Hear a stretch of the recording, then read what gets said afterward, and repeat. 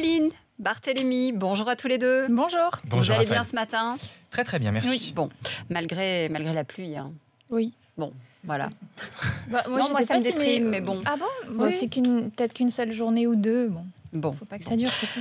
L'État met un coup d'arrêt au test cannabis dans les lycées d'Île-de-France, Charles. Oui, c'était la grande promesse de campagne De de Valérie Valérie Pécresse. Pécresse. Et oui, des tests salivaires dans les lycées pour détecter la consommation de cannabis.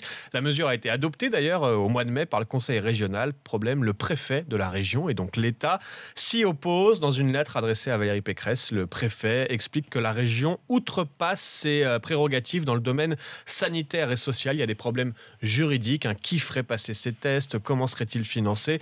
Et que, par exemple, les infirmières et les médecins scolaires dépendent de l'éducation nationale et non de la région. Il faudrait donc définir un cadre juridique pour ces tests, un cadre qui n'existe pas pour l'instant. Ouais, on va voir. Puis il y a Ça le va secret sûrement médical faire. aussi. Oui.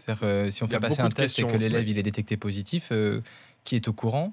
Mais Valérie Pécresse, qui a donc reçu la lettre, n'entend pas pour l'instant baisser les bras et compte bien revenir à la charge à la rentrée. Oui, parce que le débat avait déjà eu lieu quand elle avait fait la proposition, avant même que ce soit voté. On va voir, on va voir ce qu'il en est dans les semaines qui viennent. Et puis, on attend évidemment vos réactions ce matin. Au 32-16, je suis sûre que ça va vous faire réagir. Les cirques souffrent énormément, Pauline, cet été.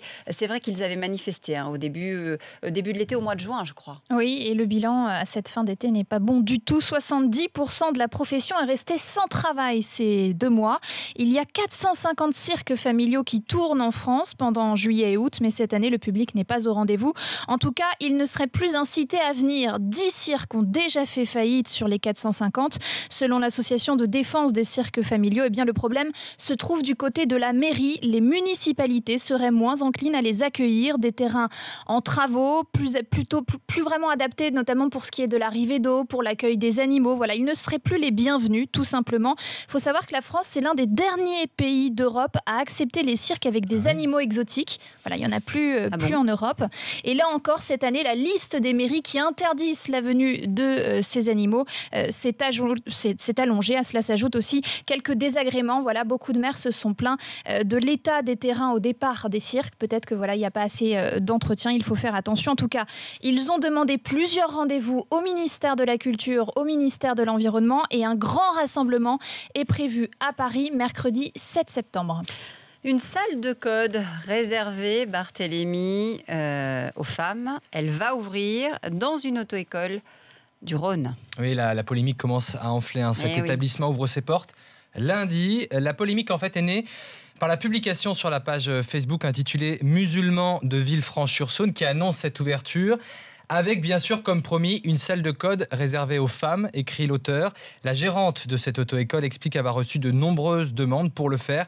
Les leçons de conduite seront effectuées par mois pour les femmes et par un homme pour les hommes. Je ne fais que répondre à la demande de beaucoup de jeunes filles de tous les horizons et de toutes origines qui ne veulent pas être mélangées aux garçons, souvent un peu chahuteurs à cet âge. Voilà comment elle se justifie.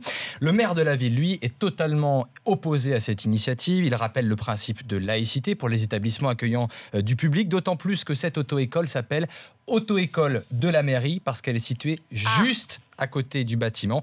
Le maire demande à la préfecture de retirer l'agrément à l'auto-école. Et les fournisseurs d'énergie, Charles, alors ça va en intéresser plus d'un, ne peuvent plus réclamer les vieilles factures. Qu'est-ce qu'on entend par vieilles factures? En tout cas, pas plus de 14 mois d'arriérés. On entend souvent parler de ces histoires de familles qui reçoivent d'énormes factures, des milliers d'euros d'impayés, voilà, parfois des dizaines de milliers d'euros d'impayés. Eh bien, ce ne sera plus possible avec la nouvelle loi, dans le cadre de la loi de transition énergétique.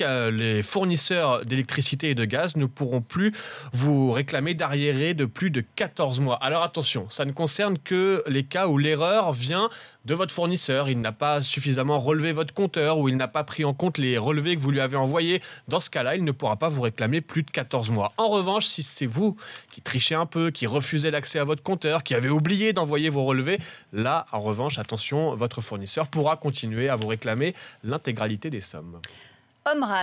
Omran, retenez bien son nom. Vous avez peut-être aussi vu son visage. Il devient en tout cas celui de la guerre en Syrie. Oui, la photo représente ce jeune garçon. Il est assis dans une ambulance, le corps couvert de poussière et de sang, le regard totalement hagard. Omran vient d'être sorti des décombres de sa maison par les secours. Il habite dans un quartier antigouvernemental d'Alep qui vient d'être bombardé et sa famille a péri. Une photo qui a été mise en avant par le porte-parole du département d'État américain, John Kirby. Donc il dit, voilà, c'est le vrai visage de ce conflit qui a fait plus de 290 000 morts, on le rappelle, depuis 2011.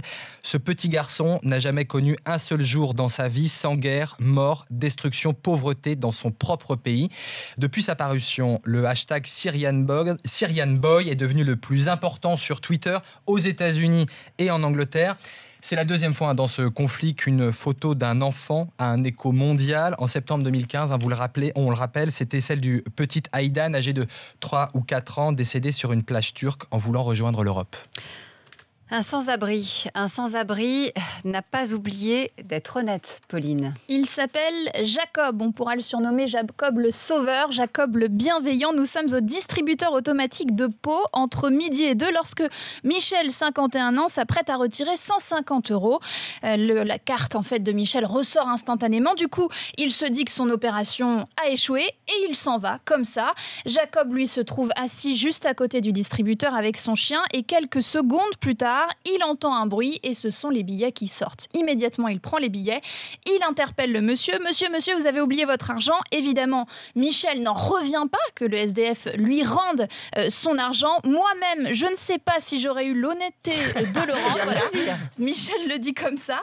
Forcément, il a eu un petit élan de bonté quand même. Il lui a donné 10 €. Il lui a promis de le revoir. Petit élan de bonté. Voilà. Mais il a quand même promis de faire quelque chose pour Jacob. Jacob qui vit dans la rue depuis 4 ans, c'est un Polonais sans papier. Il va solliciter la mairie de Pau pour voir ce qu'on peut faire pour lui. C'est un très beau geste en tout cas.